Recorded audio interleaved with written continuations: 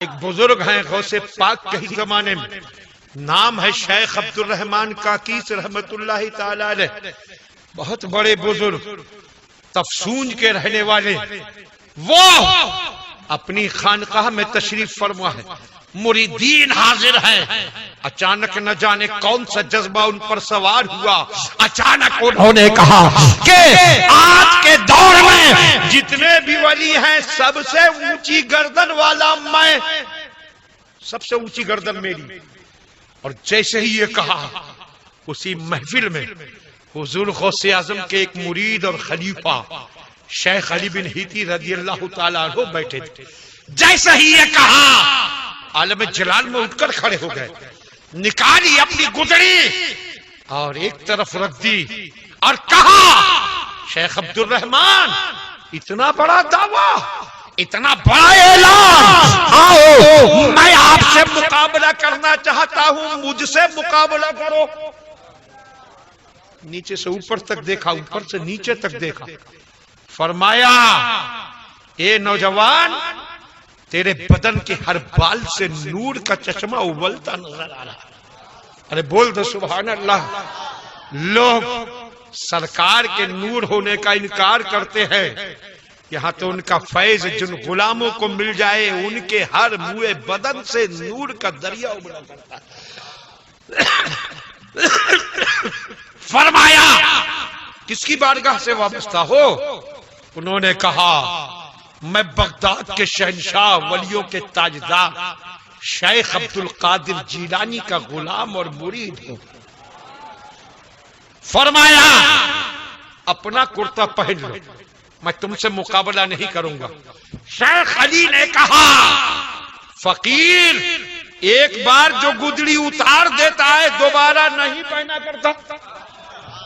شیخ عبد الرحمن نے کہا پھر میں اپنی گدڑی منگواؤں؟ فرمایا غوث اعظم کے غلام کسی دوسرے کی نہیں پہنا کرتے۔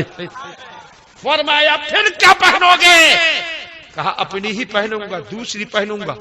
اعلیٰ حضرت نے لکھا ہے کہ وہاں سے 12 منزل دوری پر ان کا مکان تھا، وہیں سے آواز دی اپنی بیوی کو، ان کی بیوی کا نام فاطمہ تھا، بہت دوری پر ان کا مکان، وہیں سے آواز دی فاطمہ میری گدڑی دے دو۔ مائیں بہنیں سن رہی ہیں وہ بھی دھیان دیں کہ کل اسلام کی شہزادیوں کی شان کیا ہوتی تھی۔ یہاں سے آواز دی اور ان کی بیوی نے وہیں سے سن لیا، گدڑی وہیں سے حاصل کر لی، پہن لی۔ حضرت شیخ عبد الرحمن تفسونجی نے فرمایا اے نوجوان تم نے اپنے پیر کا نام کیا بتایا؟ کہا عبد القادر جیلانی، بغداد میں تشریف فرما ہے۔ انہوں نے کہا تمہاری شان تو یہ ہے، اس سے پتہ چلتا ہے تمہارے پیر کی کیا شان ہوگی۔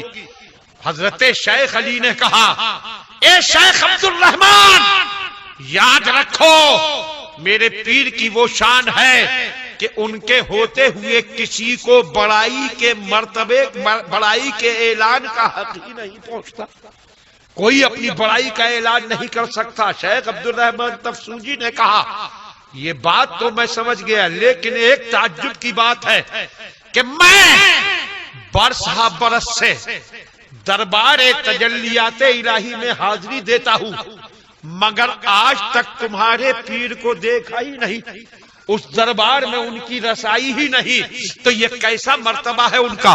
شیخ علی نے فرمایا اس کے بارے میں میرے پیر ہی بتائیں گے۔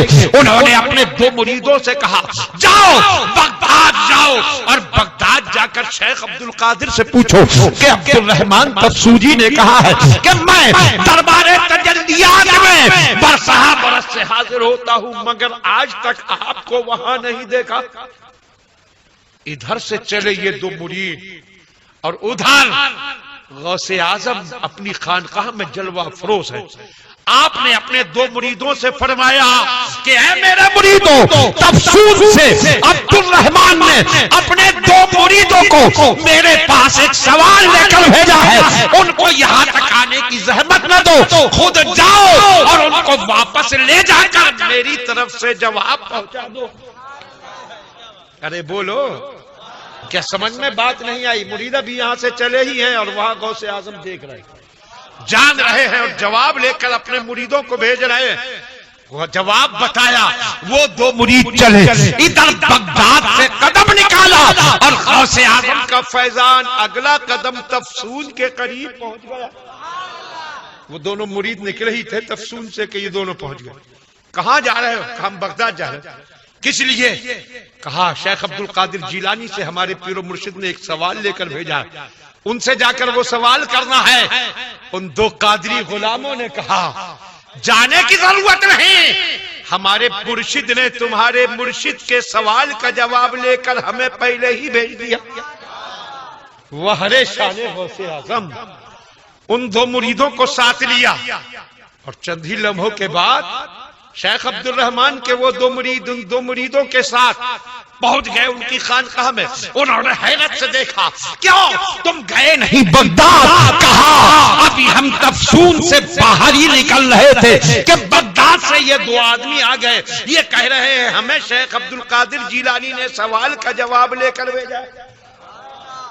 شیخ عبد الرحمان نے حیرت سے دیکھا, تم آئے ہو بغداد سے؟ کہا کب چلے تھے؟ کہا ابھی چند لمحوں پہلے چلے تھے.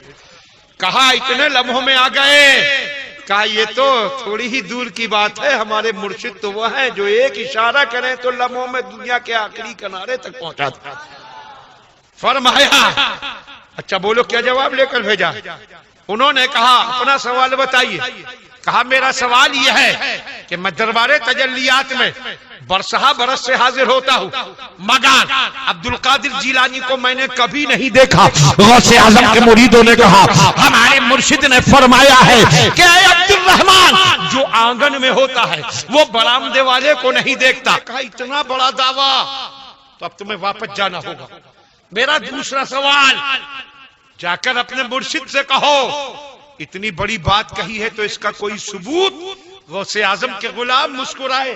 فرمایا جانے کی ضرورت نہیں, ہمارے مرشد تو جانتے ہیں کہ آگے کیا ہونا ہے. انہوں نے پہلے ہی فرما دیا تھا عبد الرحمان ثبوت مانگے گا, اس لیے ثبوت بھی ہمیں عطا فرما. دربار خاص سے کسی بھی ولی کو کوئی انعام عطا ہوتا ہے, خلعت عطا ہوتی ہے, تو کون بانٹتا ہے, کون دیتا ہے؟ کہا اندر سے ایک نقاب پوش آتا ہے وہ دیا کرتا ہے. تو غوث پاک کے مریدوں نے کہا ہمارے مرشد نے فرمایا ہے کہ وہ ولیوں کو انعام بانٹنے والا نقاب پوش کوئی اور نہیں ہوا کرتا, یہی عبد القادر جیلانی ہوا کرتا. رب کی بارگاہ سے جس کو جو عطا کیا جاتا ہے وہ میرے ہی ذریعے پہنچایا جاتا ہے.